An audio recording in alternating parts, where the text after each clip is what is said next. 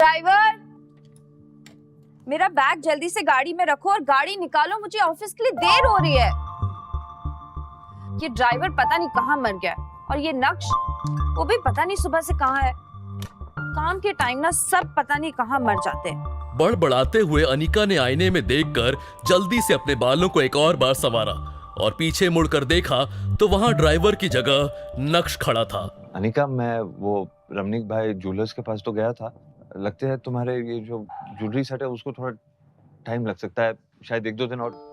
Sorry ma'am, थोड़ा late हो गया। थोड़ा लेट हो गया? कोई काम तुम लोग से एक बार में क्यों नहीं होता है? पूरा दिन बैठ के टाइम पास करते रहते हो। मजाल है कि तुम लोग एक काम अच्छे से कर दो, कोई ना कोई बहाना बनाते रहते हो। तुम सब के सब ना एक जैसे हो, काम चोर।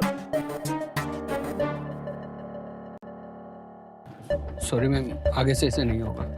Sorry, my foot. You better be on time tomorrow. ये कहने के बाद जैसे ही अनिका अपना बैग उठाने लगी तो नक्श अनिका की मदद करने के इरादे से बोला, अब मैं ले लेता हूँ। नहीं।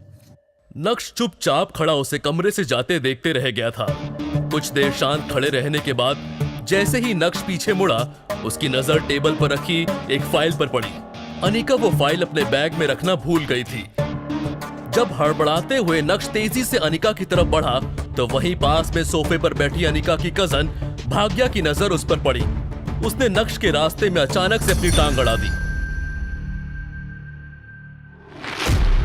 ओह माय गॉड, ये तुमने क्या किया?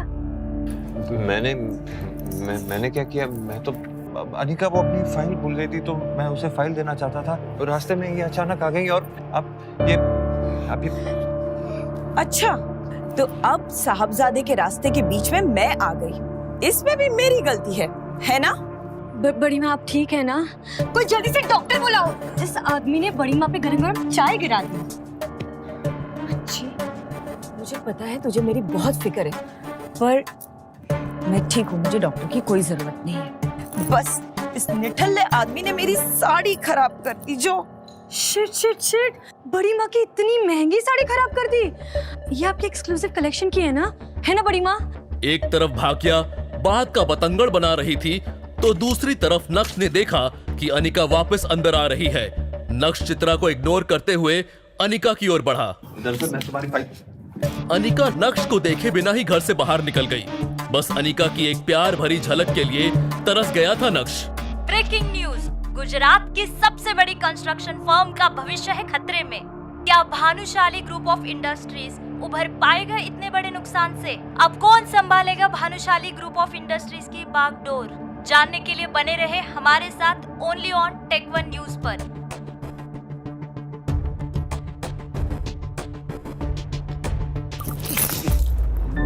बेवकूफ, एक काम ठीक से नहीं आता, अब सीधे से चलना भी सिखाना पड़ेगा क्या तुझे?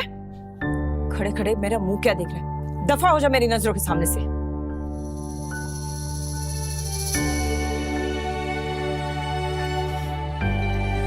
पता नहीं क्या सोचकर तेरी काका ने अनिका का हाथ इस आदमी के हाथ में दिया।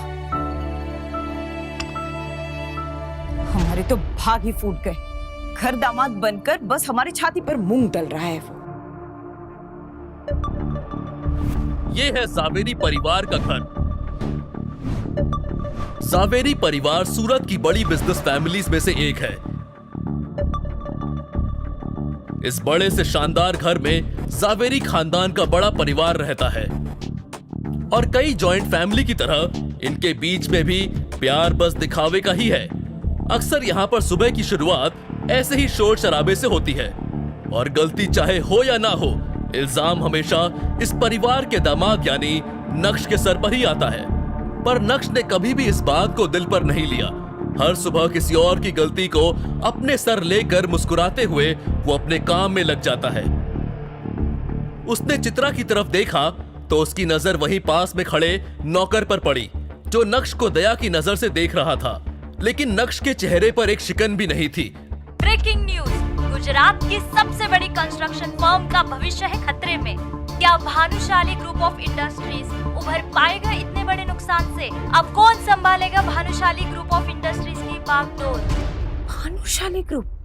अरे भानुशाली ग्रुप तो सूरत का ही नहीं बल्कि पूरे गुजरात का सबसे बड़ा बिजनेस एम्पायर है। इनके साथ ऐसा कैसे हो सकता है? इनके साथ तो हम एक नया प्रोजेक्ट शुरू करने का सोच रहे थे। बड़ी माँ परेशान क्यों हो रहे हो? क्या पता हमारे लिए एक अच्छा साइन हो। मुझे तो लगता है हमें इनके नए सीईओ के साथ डील क्रैक करने की कोशिश करनी चाहिए।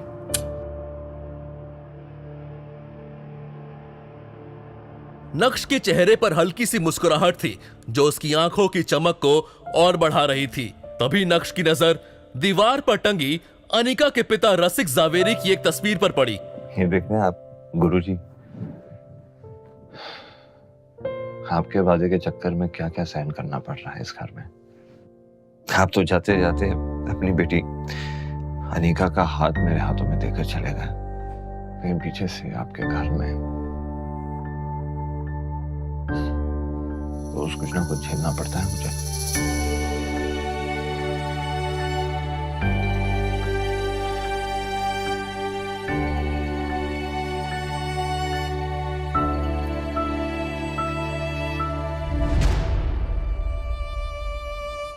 लेकिन मैं भी ढीठ हूं गुरुजी। आपकी पत्नी चित्रा, उन्हें तो जैसे तैसे मैं झेल लूंगा,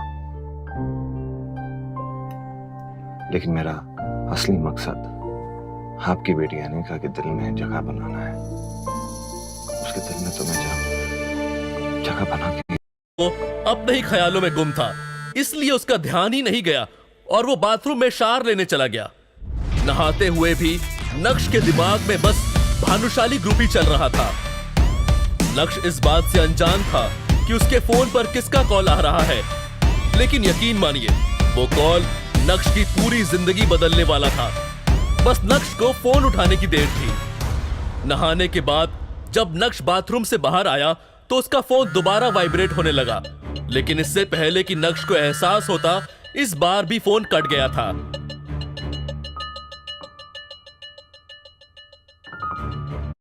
मैं जानता हूं कि तुम अब भी मुझसे नाराज हो, लेकिन कुछ अर्जेंट बात करनी है।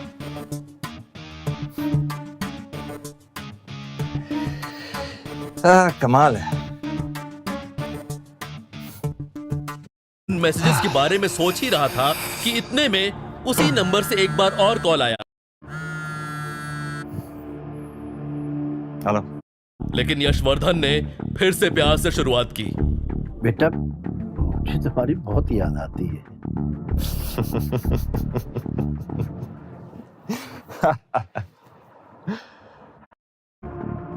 बेटा इन 2.5 सालों में शायद यशवर्धन बहुत अच्छे से जानते थे कि नक्श चाहे अपना दिल जितना भी सख्त कर ले, लेकिन इस बात पर वो पिघल ही जाएगा। नक्श स्ट्रॉन्ग हेडेड था पर निर्दयी नहीं। ठीक है, एक और आखिरी बात बस। थैंक यू बेटा, थैंक यू। मैं तेरी सारी फेवरेट डिशेस बनवा के रखूंगा, जो भी तुझे पसंद है। मैं घर नहीं आ रहा, बाहर मिलेंगे आपके ऑफिस में, बिना किसी तामझाम के। हाँ हाँ ठीक है ठीक है। तो कल मिलते, मैं अपनी गाड़ी तुम्हें लेने के लिए भेज दूंगा। उसकी भी कोई जरूरत नहीं, क्योंकि मुझे पता है कि भानुशाली ग्रुप ऑफ इंडस्ट्रीज का ऑफिस कहाँ है। मैं पहुंच जाऊंगा। बीते 2.5 सालों में कभी भी यशवर्धन ने नक्श से कांटेक्ट नहीं किया था। 2.5 सालों से नक्श भानुशाली ग्रुप से भी बाहर था। तो अब जब भानुशाली ग्रुप डूब रहा है तो यशवर्धन को नक्श की याद क्यों आ रही थी, ये सोच सोचकर नक्श और भी ज्यादा कंफ्यूज हो रहा था।